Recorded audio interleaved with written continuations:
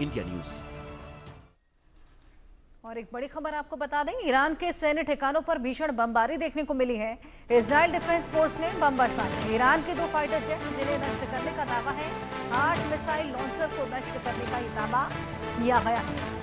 8 missile launchers को यहाँ पर नष्ट किया गया है। एक बड़ा दावा इजराइल डिफेंस फोर्स ने बम बरसाने के बाद किया है।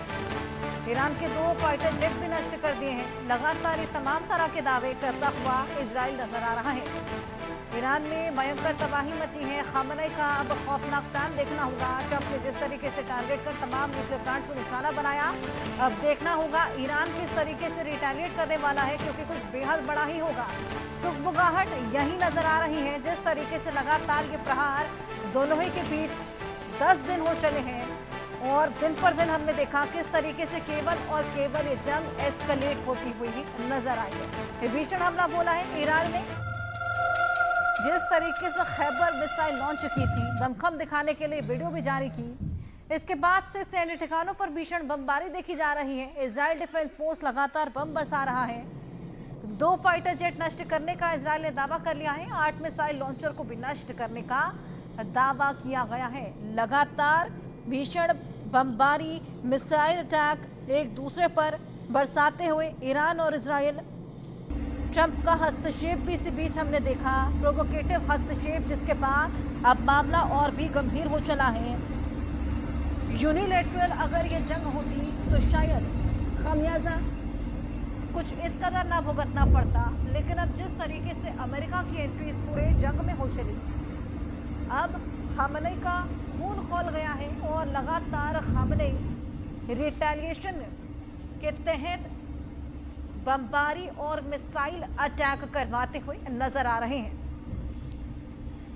2 फाइटर जेट हालांकि नष्ट करने का दावा ईरान के इजराइल ने किया है।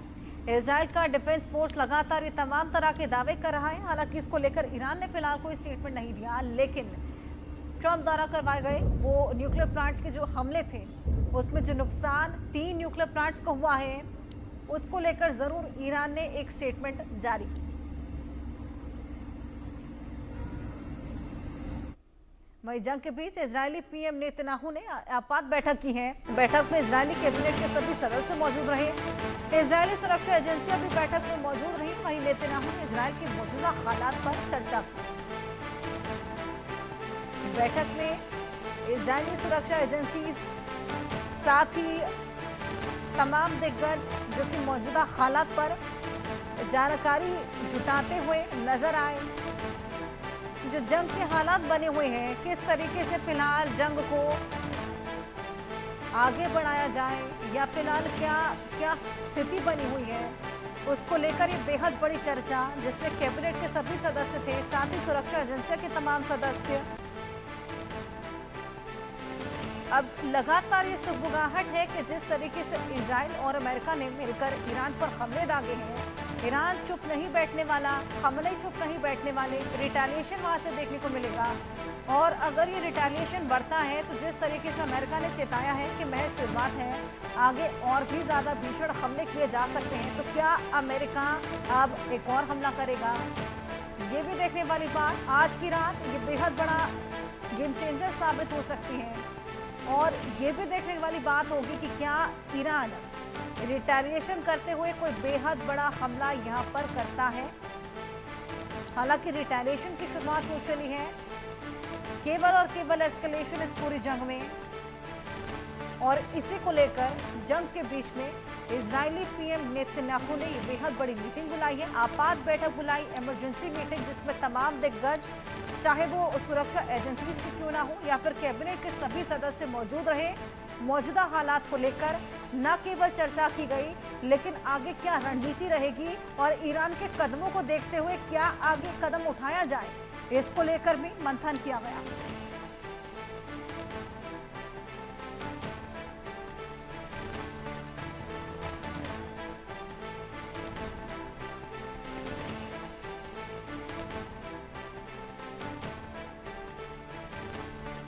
वहीं इजराइल ने ईरान का जोरदार पलटवार झेला है। इजराइल के 14 शहरों पर ईरान का हमला देखने को मिला।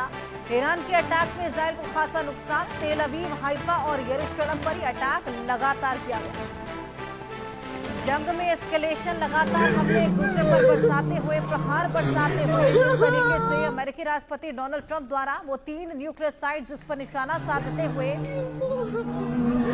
जोरदार प्रहार किया गया, जिसके बाद अब ईरान चुप तो नहीं बैठने वाला।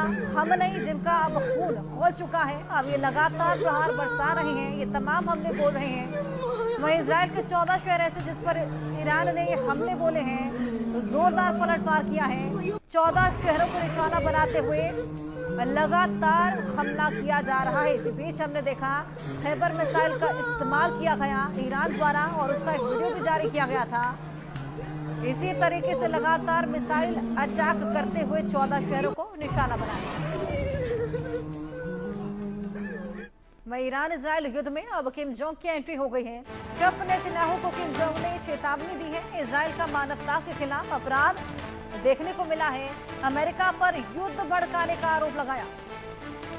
जिस तरीके से हमने देखा इजराइल और ईरान की जंग के बीच में अमेरिका का हस्तक्षेप और उसके बाद ये बेहद बड़े हमले। हालांकि पुतिन का हस्तक्षेप भी हमने देखा ईरान का समर्थन करते हुए। अब किम जोंग की एंट्री भी हो चली है। किम जोंग जो कि खुद एक क्रूएल डिक्टेटर बताए जाते हैं, मानवता की बात कर रहे हैं और मानवता के खिलाफ अपराध है इजराइल ने जो किया, ये तमाम बड़ी बातें बोलते हुए नजर आ रहे हैं। अमेरिका पर युद्ध भड़काने का आरोप भी लगाया, यानी कि कहीं ना कहीं ये साफ कि किम जोंग ईरान का समर्थन करते हुए नजर आ रहे हैं। हालांकि मानवता की बात करना कहीं ना कहीं किम जोंग के मुंह से गवारा नहीं गुजरता, क्योंकि सभी जानते हैं कि किम जोंग खुद एक बेहद क्रूएल डिक्टेटर और उसी बीच युद्ध भड़काने का आरोप लगाते हुए अमेरिका पर ये बेहद बड़ा बयान देते हुए नजर आए।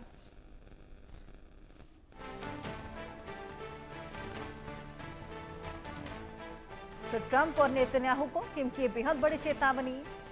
अब इस पूरे युद्ध में किम जोंग की भी एंट्री हो चली है। चेतावनी दे रहे हैं ट्रंप और नेतन्याहू को और साथ ही ये भी कहते हैं कि अमेरिका पर युद्ध भड़काने का आरोप मढ़ते हुए नजर आए।